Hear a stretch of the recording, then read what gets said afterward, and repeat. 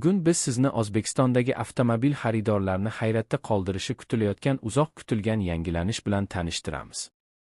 Bu Auto Insight Vitsxit Channel tomonidan taqdim etilayotgan haqiqiy yangilikdir. Agar ushbu videoni o'tkazib yuborsangiz, eng muhim va qimmatli ma'lumotlardan bebahra qolasiz. Shu sababli videoni oxirigacha tomosha qiling, chunki bugun eshitadigan yangiliklaringiz siz yillar davomida kutgan Cobalt haqidagi tasavvuringizni butunlay o'zgartirib yuborishi mumkin. Chevrolet Cobalt uzoq yillar davomida O'zbekistonda eng ko'p sotilgan, eng ishonchli va yoqilgi tejamkor avtomobillardan biri bo'lib kelgan. Vaqt o'tishi bilan esa bitta savol qayta-qayta yangradi. Yangi model qachon chiqadi? Nihoyat, butunlay yangi 2026 Chevrolet Cobalt rasman taqdim etildi va aytish joizki, bu safar ishlab chiqaruvchi hamma narsani tubdan o'zgartirgan. Bu oddiy restayling emas, balki to'liq yangilangan avloddir. Shoshilmang va eng qiziqarli jihatlarni o'tkazib yubormang, chunki bu model ko'pchilik kutmagan, hatto tasavvur ham qilmagan yangiliklarni olib keldi. 2026 Cobaltning dizayni endi avvalgidan butunlay farq qiladi. Old qismi yanada agressiv va zamonaviy ko'rinishga ega bo'lib, katta LED faralar bilan jihozlangan. Yangi radiator panjarasi avtomobilga yanada kuchli va jiddiy xarakter bagishlaydi.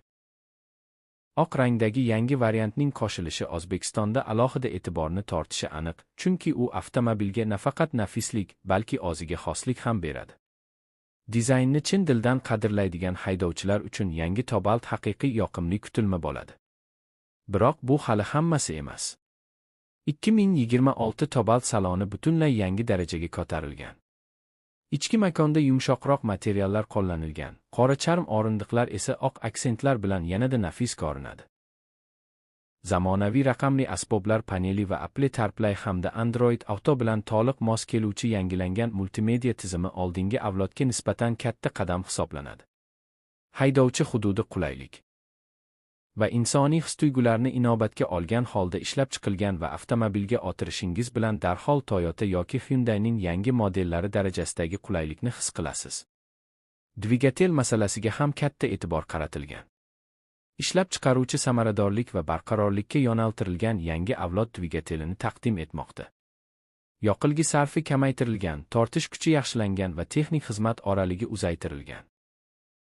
Bu ayniqsa O'zbekistonda muhim ahamiyatga ega, chunki avtomobillar kundalik hayotda ishga qatnashdan tortib uzoq masofali safarlargacha muhim rol o'ynaydi va yoqilgi narxi xarid qaroriga kuchli ta'sir qiladi. Yangi Cobalt aynan shu sharoitlarni hisobga olgan holda ishlab chiqilgani yaqqol seziladi. Xavfsizlik ham sezilarli darajada yaxshilangan.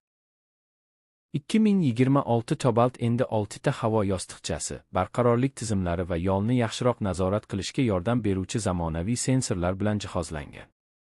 Bu esa avtomobilni nafaqat qulayroq, balki kundalik foydalanish uchun ancha xavfsizroq qiladi.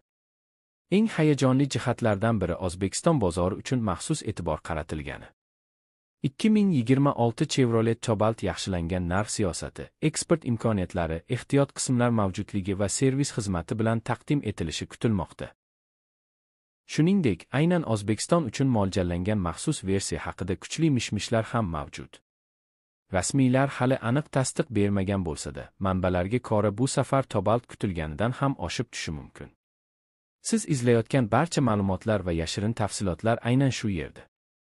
Auto Insight Vitsxit Channel bilan birga bo'ling va eng ishonchli hamda muhim avtomobil yangiliklardan xabardor bo'lib turing. Bugungi 2026 Chevrolet Cobalt haqidagi yangilikni yodda saqlang, chunki bu model O'zbekiston bozorida haqiqiy portlash bo'lish salohiyatiga ega.